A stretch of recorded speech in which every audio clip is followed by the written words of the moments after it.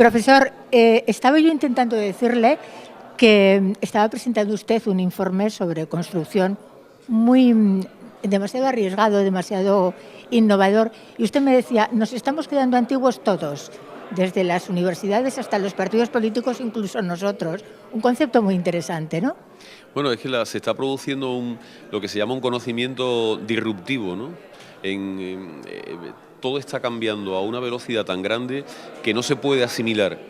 Entonces, la forma de transmitir el conocimiento que tenemos en la actualidad, que es el que hacemos más en el mundo académico, ¿no?, es que cuando algo ocurre lo estudiamos, lo sistematizamos, lo asimilamos y después lo vamos publicando y después lo vamos enseñando.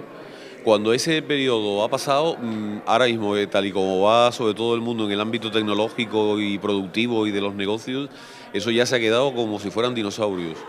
Entonces estamos dando muchas veces un conocimiento que es absolutamente anticuado, porque lo que tenemos que enseñar no es el conocimiento, sino es a observar cómo va cambiando y a involucrarnos en ese cambio.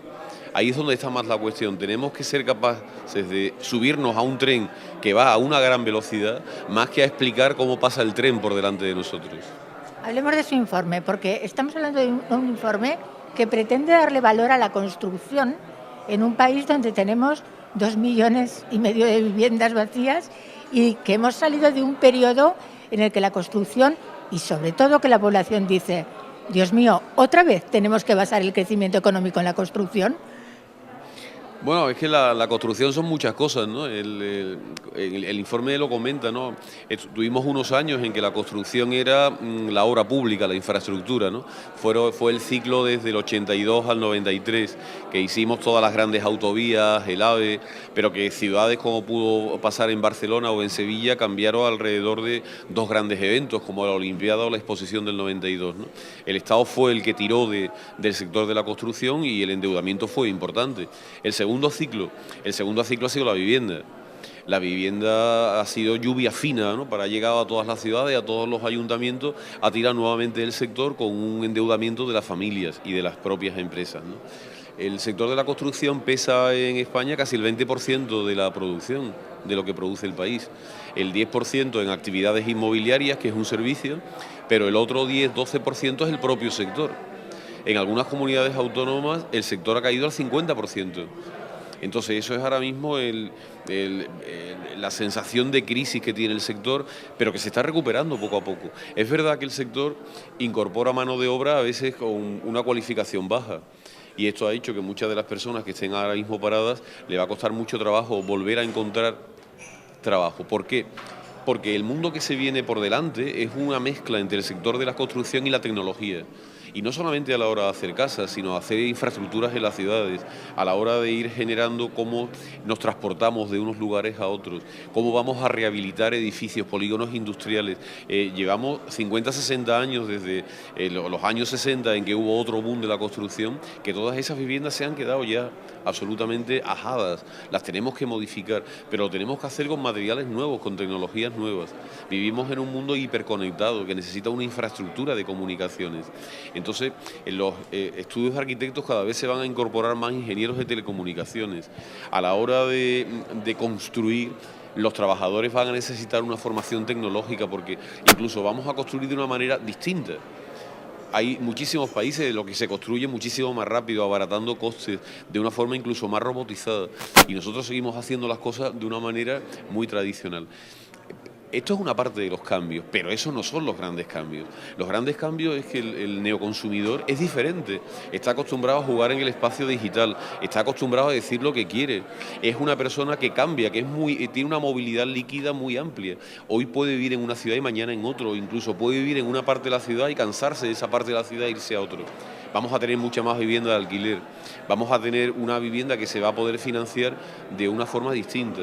Tenemos además tendencias en la población a personas de mucha edad y con una esperanza de vida grande, que quieren cambiar sus casas grandes, viejas, en el centro de la ciudad, por vivir en zonas mucho más verdes, en zonas mucho más saludables, en pisos más pequeños, más manejables y a lo mejor en un entorno más cordial para ellos. Tenemos que hacer ese tipo de edificaciones. Hay una demanda social de gente que necesita vivienda. Se pueden hacer simple buildings, viviendas sencillas, viviendas baratas, no de protección oficial, que intentan tener un poco de todo y no consiguen nada, porque no es para gente que tiene necesidad de que existen, sino para gente que quiere vivir así, que quiere vivir con una vivienda que tenga unos materiales baratos, pero que tenga una habitabilidad adecuada. Lo importante es la sensación de cómo yo habito, no es lo que yo tengo, el mundo al que vamos, ¿no? Entonces todos esos cambios son los que he intentado plantear a modo de tendencia en el informe, ¿no? Optimista, visionario, puede ser, pero no se trataba de hacer un informe sobre un sector y explicar las tasas de crecimiento y los subsectores que existen y la evolución, sino se trataba de plantear una visión de creación de valor para el futuro, porque yo creo que el tercer ciclo de crecimiento va a estar alrededor de la ciudad. Y la ciudad no es solamente la construcción, sino va a ser tecnologías que vamos a ir incorporando en esa idea de la Smart City, de cómo gestionamos el tráfico, de cómo un sistema de inteligencia artificial va a gestionar semáforos, suministros, va a gestionar residuos y los edificios tienen que adaptarse a ese mundo y todos nos tenemos que adaptar. Usted habla de una implicación absoluta y necesaria de las autoridades, sobre todo las autoridades locales, en este proyecto suyo de nueva ciudad. Es que si no se implican no los van a votar. O sea, lo que tenemos que pensar es que ellos actúan porque quieren mantener su puesto de trabajo, digamos, ¿no? Y quieren ganar las elecciones. Y si la gente lo que quiere es eso, lo tendrán que hacer. Lo que tenemos que articular son plataformas para que la gente manifieste lo que quiere, el tipo de ciudad que quiera. Y entonces las inversiones se canalizarán en esa línea. O sea, se tienen que implicar porque la administración pública es el principal driver, es el principal agente que es capaz de activar toda una serie de recursos en una línea. Todavía no tiene una estrategia clara, ¿no? Carece de esa visión de futuro, pero si vamos generando esa necesidad y vamos debatiendo esa necesidad, las ciudades tendrán que plantearse cómo quieren ser. Y son necesidades inmediatas, gente que vive allí. Al final necesitamos viviendas y hay que seguir construyendo viviendas, ¿no? Bueno, hay una parte de las viviendas que yo creo que se han construido que en mi opinión no se van a vender, porque el sitio era inadecuado, porque las características eran inadecuadas, pero la gente sigue necesitando viviendas y quiere cambiar de casa y se van a trabajar a otros sitios. ¿Qué propone, profesor, con todos esos 2,5 millones de viviendas que hay, que según parece no sirven para nada, están obsoletas dentro de este plan tan innovador, y con todas estas urbanizaciones que hemos construido, tan mal construidas, que como decía usted ahora en su pequeña conferencia, hay que levantar las calles para poder arreglar una tubería? Sí, es que hemos construido de una manera muy extraña, ¿no? Con las bolsas de basura en la calle, con todos los suministros debajo del asfalto que lo tenemos que levantar cada vez que arreglamos algo, no hemos podido hacer las cosas de otra forma. ¿Esto es reciclable? Es difícilmente reciclable, ¿no? En la medida en que normalmente estas infraestructuras van a tener unos años y a lo mejor dentro de esos años, que son 50 años así, a lo mejor se puede hacer, pero no creo que sea reciclable ahora. Yo creo que lo que tenemos que pensar es ese tipo de vivienda, ¿a quién le aporta valor? ¿Le aporta valor a turistas de la tercera edad que quieren venir a vivir a España porque están cerca del mar, porque tenemos buenos hospitales cerca? Vayamos a facilitarlo, que los activos financieros puedan generar que ellos puedan comprar con seguridad esto y que tengan acceso a una cosa que están pidiendo y que España tiene un buen nivel, que es la sanidad. Estamos hablando de unas viviendas en sitios que a lo mejor el espacio dentro de la ciudad no es muy afortunado, pero sí lo podemos aprovechar a lo mejor como vivienda social. ¿Por qué los ayuntamientos o las comunidades autónomas no pueden comprar estos edificios igual que hacen una plaza o hacen un puente y tenerlo como una infraestructura que lo que hace es dar salarios bajos a personas que en ese momento es lo que pueden pagar, dentro de generarle un marco en el que, digamos, no se acostumbren a eso, ¿no? Sino lo vas a tener 5 años, 10 años hasta que encuentres un empleo y después vas a cambiar. No es una vivienda en propiedad, sino es una vivienda de alquiler social. Entonces este tipo de edificaciones las deberíamos de modificar, de cambiar de esta manera, y habrá otras que están a medio hacer que seguramente necesiten ser derruidas porque ya no es posible reciclarlas. Déjeme hacerle una pregunta, profesor. Este nuevo planteamiento, esta nueva estrategia que usted propone, plantea también o previene la creación de la burbuja inmobiliaria, de otra burbuja inmobiliaria? No lo creo, porque es una... Si hay un cambio que a mí me parece importante es que en el ciclo anterior la oferta era la que iba ordenando la actividad.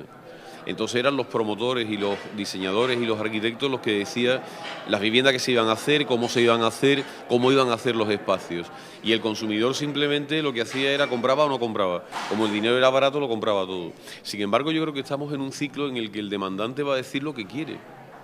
Y se va a fabricar lo que la gente desea. Y vamos a ir a unas ciudades que se van a configurar como los ciudadanos quieren. ¿El mercado regulará de alguna manera? El mercado regula siempre que se le deje funcionar. Si no se le deja funcionar, entonces no regula, pero en el sector de la construcción es más fácil actuar desde el punto de vista de la demanda. Antes lo que hacían era, diseñaban en el plano la urbanización y la gente lo compraba con unos intermediarios, que es lo que le decía a la gente que daban los pases, ¿no? Iban suscribiendo o comprando unas viviendas que después ellos las revendían con un determinado margen. Y todo el mundo sabía que eso siempre se iba a vender así. Hasta que llegó un momento en que la financiación se terminó, aquí la oferta ya era excesiva, y entonces se quedaron un montón de viviendas en esa situación de dar el pase y no se dieron. Y una serie de infraestructuras que ya se habían generado que no se pudieron terminar por falta de financiación. Yo no creo que ese sea el modelo, o sea, lo que ha funcionado mal es la manera de financiar y de diseñar el modelo de negocio. Y ahora me parece que va a ser diferente. Vamos a tener unas propuestas, unos proyectos muy bien medidos, financieramente muy bien estudiados y con unos mercados que van a responder porque el mercado ya ha dicho lo que quiere. Si no lo hacemos así podemos terminar otra vez en lo mismo. Pero yo ya no creo que tengamos una financiación tan brutal como tuvimos en esos años debido a que la política monetaria del Banco Central Europeo inyectó tal cantidad de dinero que el dinero llegaba a todos sitios. Y después ha habido otra cosa, ¿no? Que fue todo el tema de la corrupción, de la necesidad que tenían los ayuntamientos de seguir edificando, porque así se financiaba el ayuntamiento, se financiaba el partido y se financiaban las personas. Ahí había otros incentivos que es también el que ha hecho que la burbuja inmobiliaria haya llegado a donde ha llegado. O sea, teníamos un promotor, que era una parte del motor, pero es que los propios políticos eran otra parte del motor, porque era un negocio que les iba bien. Es un poco el miedo que se tiene, porque usted comentaba también, además al principio, al final de su ponencia, que el sector político no es un sector muy dado a los cambios, a las evoluciones, que se mantienen en las nuevas formas, que escuchan poco a los expertos, y además hablábamos de que los partidos políticos, incluso los más tendentes a las ideas innovadoras, se retraen de alguna manera cuando entran en elecciones o cuando entran en los gobiernos. ¿Corremos el peligro de que esta corrupción entre también dentro del nuevo planteamiento de en las nuevas estrategias de construcción?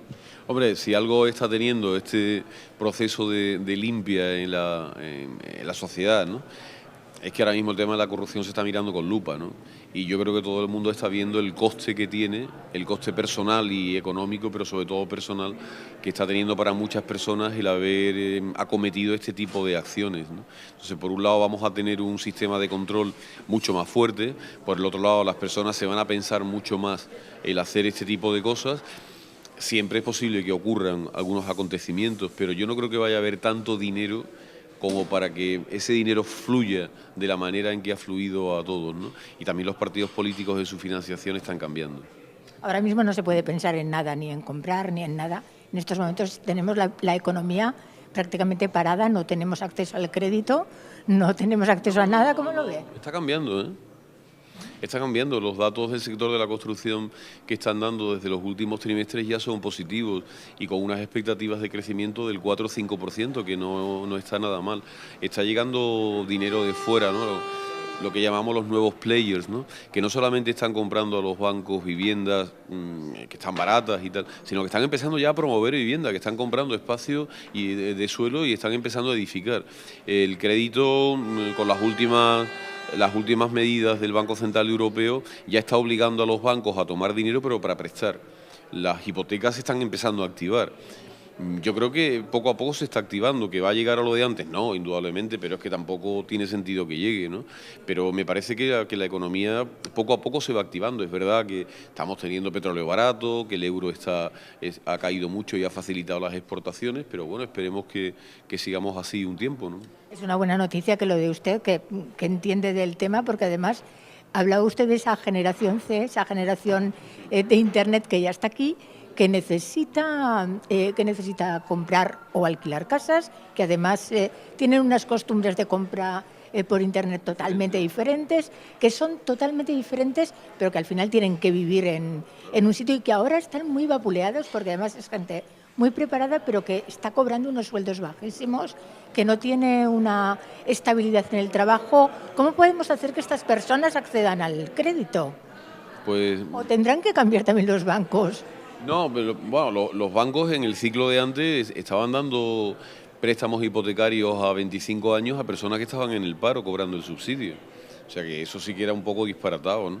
Lo que sí es verdad es que ahora mismo estamos en un proceso en que el país ha perdido el 20-25% del tejido productivo y hasta que no tengamos más empresas no va a haber más puestos de trabajo. O sea, yo puedo tener mucha formación y puedo tener lo que quiera, que podemos hablar también de si la formación es adecuada o no es adecuada, porque ahora mismo la demanda está en una formación muy tecnológica y muy actualizada y seguramente la gente que sale de las universidades españolas, esta formación tan tecnológica y tan actualizada no la tiene, por lo que estuvimos hablando antes de cómo se está produciendo el conocimiento, ¿no? Pero por otro lado, los salarios son altos si las personas generan valor, y el valor es lo que la gente está dispuesta a pagar por eso. O sea, si yo genero bienes que los compradores les parece que tiene valor y me pagan, yo a quien me los ha fabricado le pagaré salarios altos. Ahora bien, si los empleos que estoy produciendo son empleos que no generan mucho valor, los salarios van a ser bajos. ¿Qué está pasando en España en la actualidad? Que se está generando empleo en sectores como la hostelería, el turismo. Son sectores que, desgraciadamente, los salarios no son altos porque no incorporan mucho valor, los precios son bajos, el margen es muy reducido. Entonces, ahí no vamos a encontrar salarios altos. Entonces, necesitamos un tejido productivo que sea capaz de generar bienes con valor, y si genera bienes con valor, los salarios son altos. Casi da miedo nombrarlo de los cursos de formación por la que tenemos montada en Andalucía, en su tierra, en este aspecto, pero sí que es verdad que los cursos de formación a lo mejor serían una opción para reciclar a personas. Tienen que serlo, lo que estamos equivocados es en quién tiene que darlos. Esa es la cuestión, o sea, los cursos de formación lo tienen que dar las empresas. Es así de claro, porque son ellos los que tienen la tecnología, los que la están usando.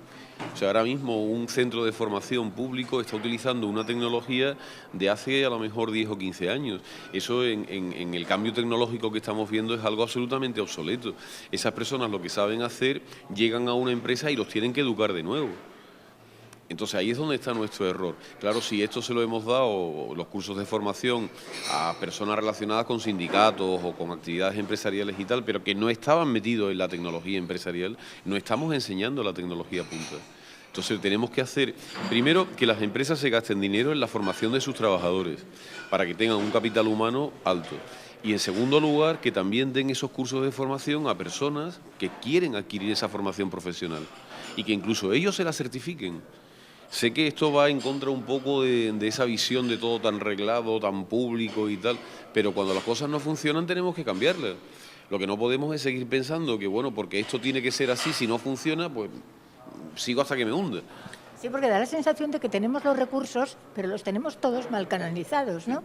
Yo no creo que el problema, se habla de recortes y se habla de muchas cosas, y bueno, en ciertas medidas es verdad, pero a mí me parece que el problema de España no es solamente de recursos, es un problema que los tenemos mal asignados, que no somos eficientes, que no somos racionales, que no hacemos bien las cosas, y si sin más recursos podemos cambiar eso, ¿por qué no lo cambiamos?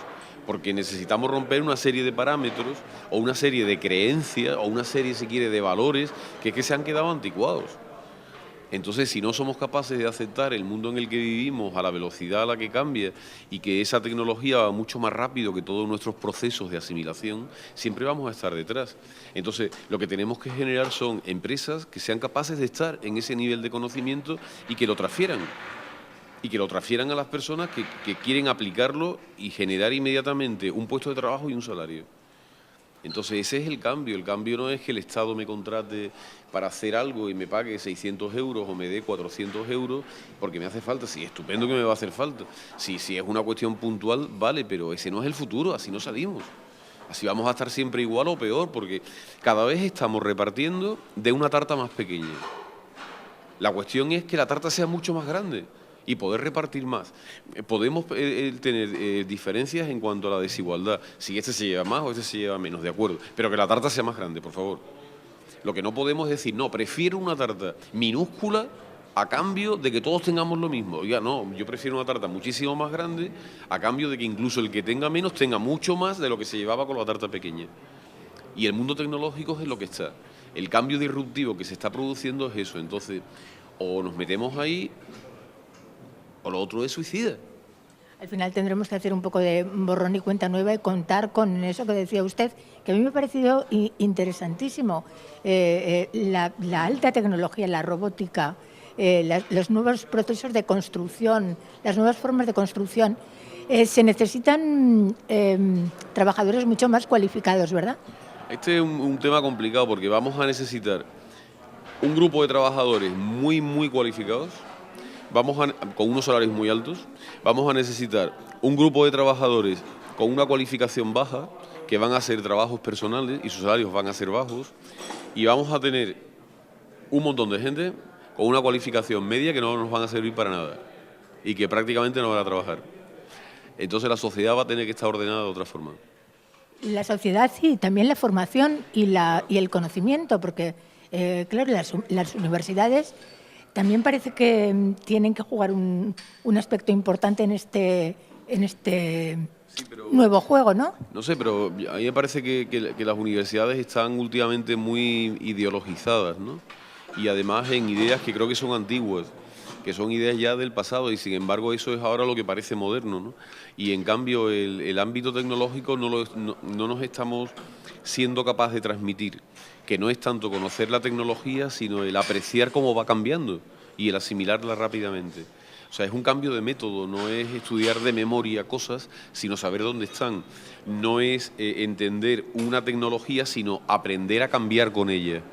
Entonces, esto no lo estamos haciendo y a los profesores la verdad es que no nos gusta demasiado porque es como si fuéramos menos importantes, ¿no? Como si lo que nosotros sabíamos hacer, que es lo que transmitimos, pues ya dejara de ser importante, pero es que ha sido así.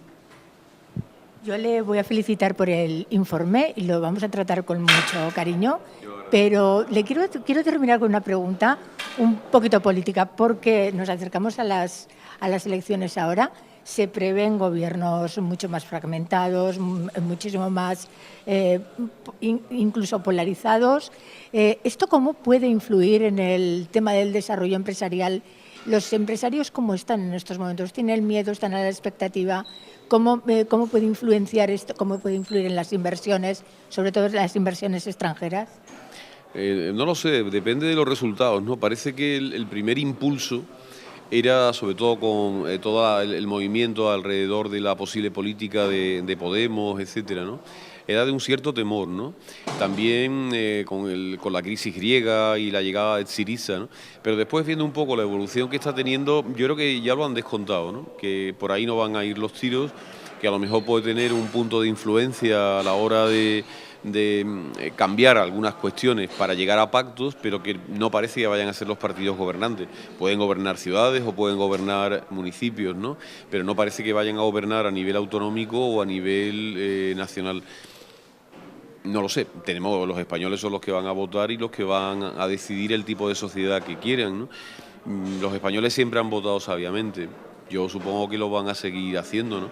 La apuesta europea siempre ha sido muy fuerte en España y a pesar de toda la crisis y tal, a ningún español se le está ocurriendo decir que nos vamos de Europa, ¿no? Ningún español creo que se le está ocurriendo decir que no debemos de abordar los cambios tecnológicos ni de estar con los países más ricos, que hemos sufrido en estos años un ajuste importante en los salarios porque era la única manera de salir, puesto que no podíamos devaluar la moneda. Es cierto que hemos perdido una serie de prestaciones, es verdad, pero es que no podíamos financiarlas. Que lo que tenemos que ser es más racional, sí, pero bueno, ¿por qué no hemos quitado una parte de la infraestructura política? O sea, a mí lo que me da la impresión es que los españoles, en general los ciudadanos, ¿qué queremos? Queremos que nuestros hijos los eduquen y que los eduquen bien, de forma que tengan unas oportunidades en el resto de su vida. Queremos que si estamos enfermos nos atiendan, que cuando estemos ya con poca fuerza, porque ya los años pasan, nos den una pensión con la que podamos vivir. Queremos tener una infraestructura mínima en la que podamos ir de una ciudad a otra, donde las ciudades estén limpias, y queremos vivir con una cierta seguridad de que no nos asalten por la calle y ese tipo de cosas.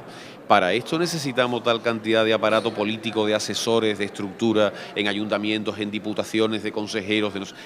¿Para eso hace falta tanta gente? Porque esos están gestionados por funcionarios públicos. Entonces los que tienen que decir lo que hay que hacer con eso, tienen que ser tantos, y sobre todo al final para no llegar a ningún acuerdo. Y claro, si al final una persona que me está decidiendo cómo va a ser la educación de mi hijo, que tiene 5 años, para que cuando tenga 30 tome las decisiones adecuadas, si los que están decidiendo eso ni siquiera son capaces de ponerse delante de un ordenador y mandar un email, ¿cómo van a marcar las pautas de educación de una persona, de un crío que tiene 5 años, para que dentro de 25 años sea una persona que pueda vivir en su entorno? Si el entorno está cambiando a tal velocidad y ellos siguen anclados en el pasado. Me parece una cosa muy difícil de entender, ¿no? Cierto, agilizar las estructuras del Estado lo primero. Muchísimas gracias, profesor. Ha sido muy amable por atendernos y felicidades por su informe. Muchas gracias. Gracias.